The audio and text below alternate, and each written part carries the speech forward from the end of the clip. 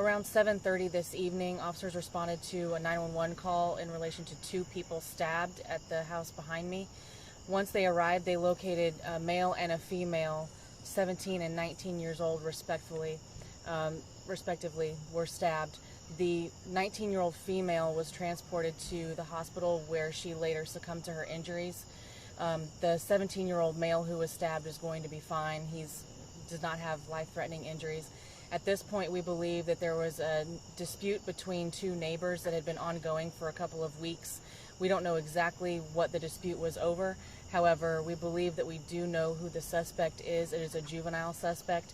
We're still following leads, and we're trying to determine how that person got away and who may have seen anything in the neighborhood at this point.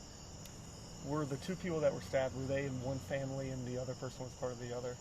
Essentially, yes. The male and female who were stabbed were acquaintances of each other and were kind of on one side of the argument from one house, and the perpetrator was from across the street at the other house. Did you say what the argument was over, or do we know? We don't know exactly what the argument was over, but we do know it had been an ongoing dispute for the past couple of weeks.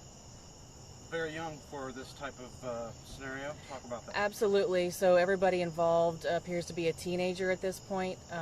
It's very concerning. There were small children and even a newborn that were around the altercation. So that's very concerning when somebody produces a knife and obviously injures at least one, kills another, and especially in the presence of other children.